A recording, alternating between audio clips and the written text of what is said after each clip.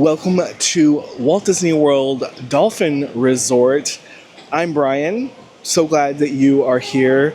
I'm here for a special event. It is a media event for the grand opening day of Chef Michael Mina's Bourbon Steakhouse. There used to be a shoeless steakhouse where this new steakhouse now sits. And so my guess is they've renovated the space. And now it is called Bourbon Steakhouse, once again, by Chef Michael Mina. The Mina group, he has quite a number of restaurants across the country.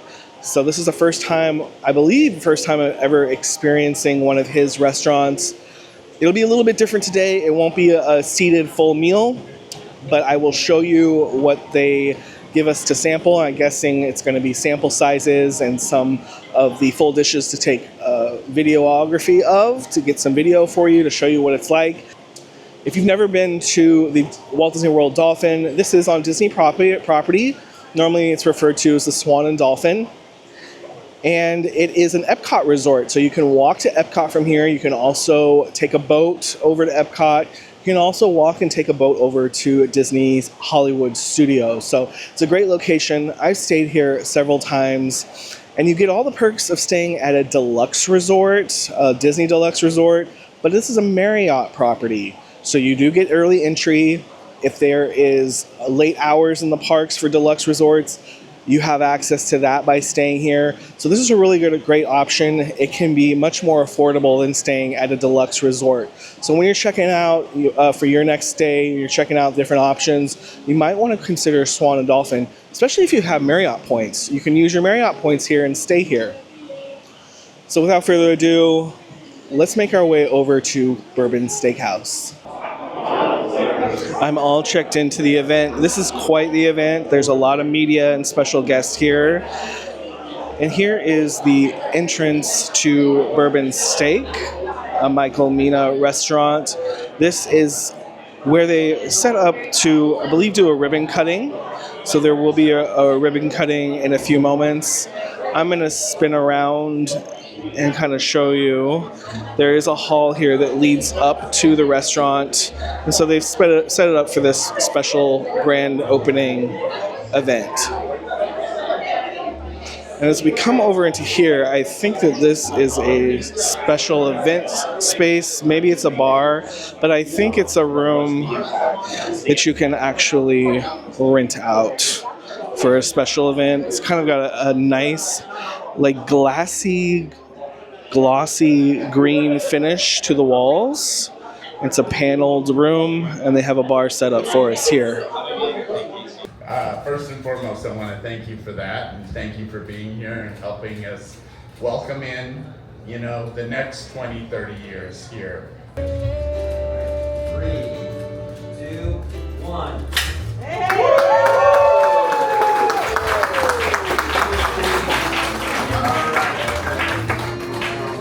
We just had the ribbon cutting. Adriana's here. We're about to go in. So they have renovated the restaurant completely. So we are some of the first to see it. Looks like they have cocktails ready for us to try. We've been told there's some action stations around too. Ring of Fire. What's in it? Mezcal, Aperol, ginger, lime, a splash of pineapple juice with a chipotle salt bread. Ooh, nice. I will come back for it. Okay. It looks beautiful. We have a Hugo Spritz and the Tartare. I've already tried a sip of Adriana's Hugo Spritz. It's very nice. Nice and refreshing, perfect for summer. And we're about ready to dig into the Tuna Tartare.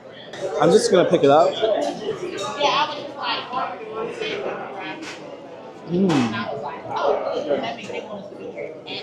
That's very nice.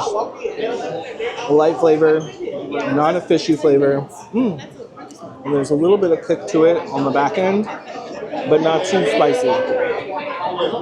We have a lot of steakhouses here in Central Florida. Yes. We continue to get more. So for a local and a visitor alike, what do you think for a Bourbon Steak when they come here? What's that standout that sets Bourbon Steak apart from other steakhouses you've had? What you said, I think 20 years of Bourbon Steak. Yes. It's a long history. So what sets you apart from other steakhouses? So it's fun. That is probably one of the most asked questions that I ever get, because every city you go to, starting with, I think the first one was in Scottsdale, the second one was in DC.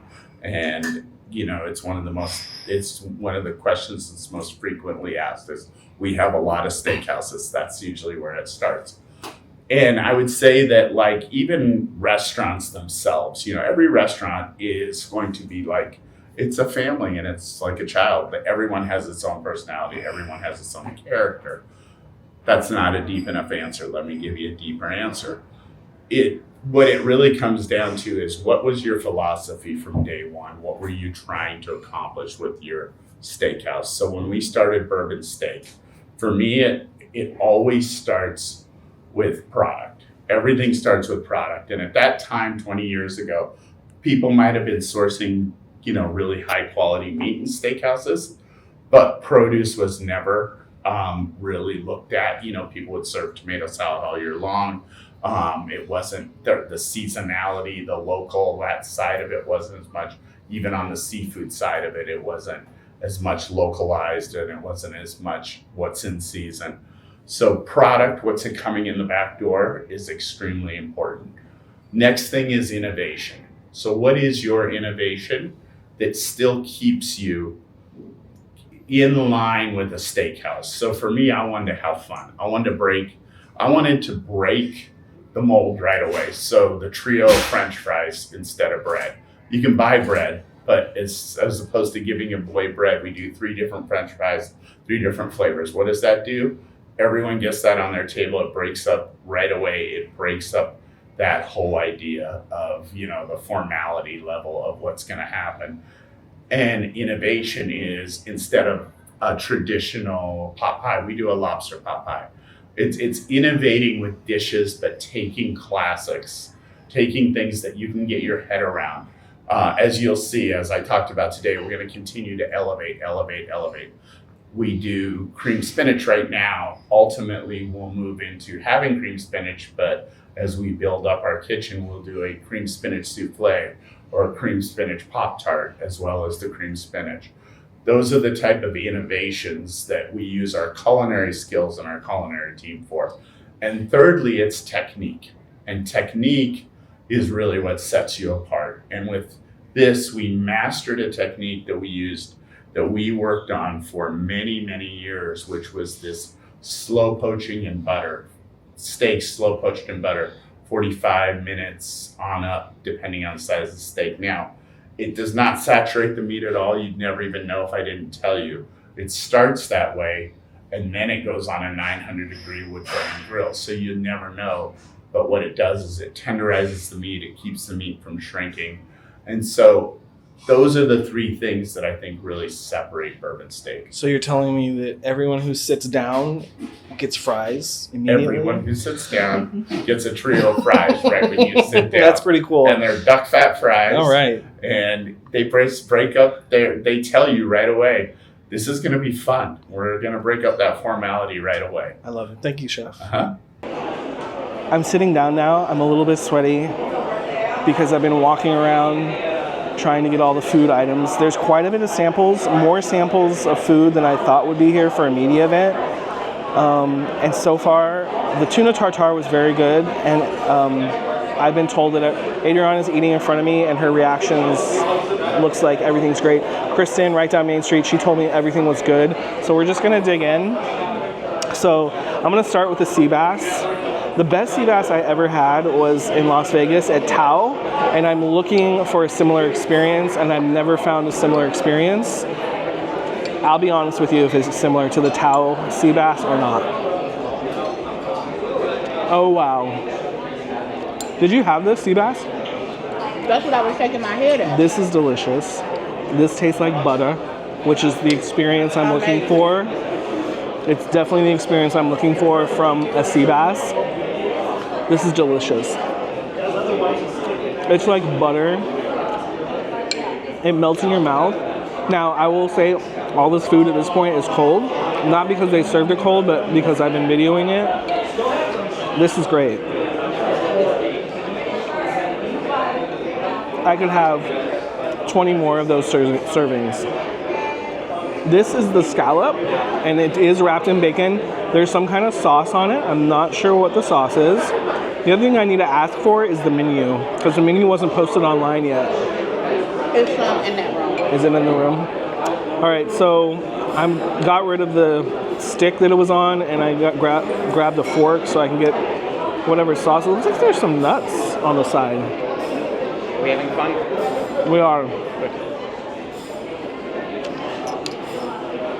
That scallop is nice as well. Very light flavor. The bacon had a good crunch on it. And like I said, the food's been sitting for us, so imagine tasting it fresh. There is some nuts. I'm trying to figure out what kind of nuts. Yeah, pine nuts. Delicious. I wonder if this is an appetizer.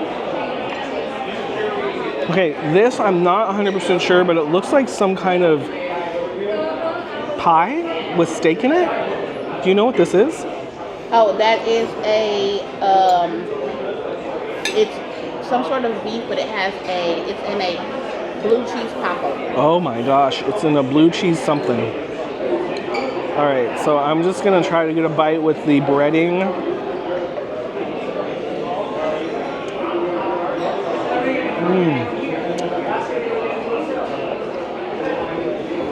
I don't like blue cheese, but the flavor is not too strong on the blue cheese. It's just right.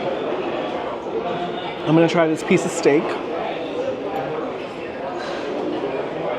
Even though the steak wasn't cutting for me on the plate, it's very tender. Absolutely.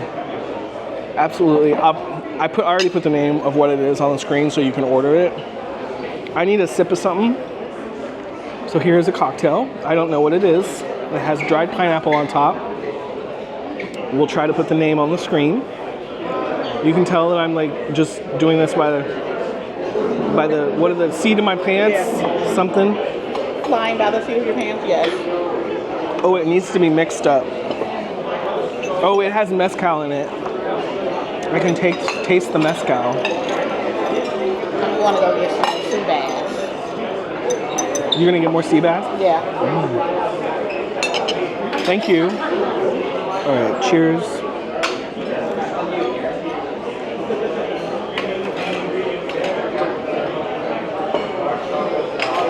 I'll let you take that one. Thank you so much. I appreciate you, Sam. This has a nice, refreshing flavor. I believe I heard it might be passion fruit. And there's mezcal in there. There's a little bit of spice. It looks like there's some tahini on the rim here. This is very refreshing. Both cocktails we were served today is perfect for a hot day. Even though we're definitely inside in the AC. You said for a hot day? Yeah. I piggyback on that. This will be a good date night. Like, I don't know what rating your YouTube channel is, but I'm giving it up after this one. Oh, wow. Wow. I think she thought that I said hot date, but I said, hi Chantal, but I said a hot day because the cocktails are light and refreshing.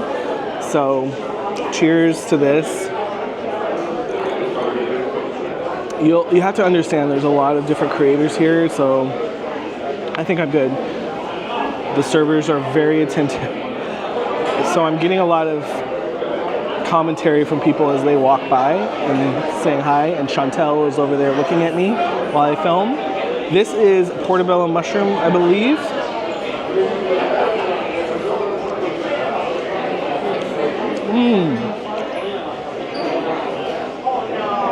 Not a mushroom flavor. I don't know what the sauce is on that, but TJ does not like mushrooms, and I think TJ would be down for that.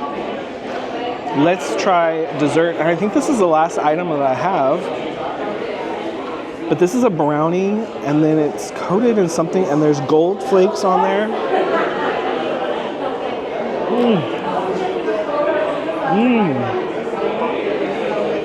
Oh yeah. There's peanut butter. There's peanut butter. Just a little bit of peanut butter, but it's so rich. It's delicious.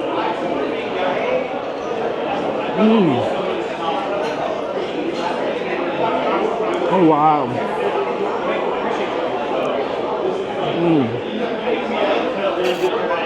Listen, kudos to Michael Mina's team, Chef Michael. Kudos to the Swan and Dolphin team. Even though this is a new restaurant, there was a steakhouse before. The staff was all the same from the previous steakhouse to this one. Swan and Dolphin retained the staff. The staff is extremely passionate about this new project, and the staff here have been working in this physical space for years, and they all seem very enthused about us being here, about some new life into this restaurant space. Everything I had, even though it was all cold because we had to let the camera eat first, it was fantastic, just fantastic. They did give us a gift. I already opened it. It's Michael Mina's book, so that was very generous of them to give us his cookbook. I'm gonna show you. It's beautiful.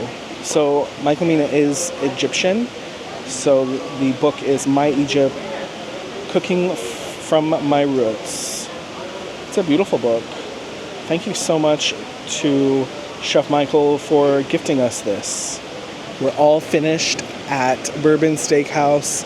Wow, that was so good. I have a feeling this place is going to get very popular very quickly with the quality that I experienced. If the quality is the same as what we experienced during the media dine, I think we're in for a real treat with Bourbon Steakhouse. Definitely come out here. You can make reservations. I know some friends who already have some reservations. I think Kristen with Right Down Main Street, she has reservations. So look out for her full video on this. She's going to be doing a YouTube video where she dines here as just a regular guest, not media. So make sure you look out for her video. But just really a great experience. They did a nice job updating the restaurant. It's beautiful. Especially, I hope at night they really turned down the lighting to make it cozy and moody and dark. Thank you so much for joining me. If you have any questions, make sure to put it. I already talked about that. Oh no, that's so nice. Adriana's saying that. Wait, hold on. Okay, I'll come over here. That So I pulled out the book and I was like really excited about it. I was like, oh my God, let me run back in. it's auto tracking my face. Oh. Okay. Okay. I was like, let me run back in and have him sign it. He It's already signed. This is great. All right. It's a beautiful book. Anyway, if you have questions, put them in the comments. Make sure to like this video, subscribe. Thank you to our Patreon members, and we will see you guys next time right here.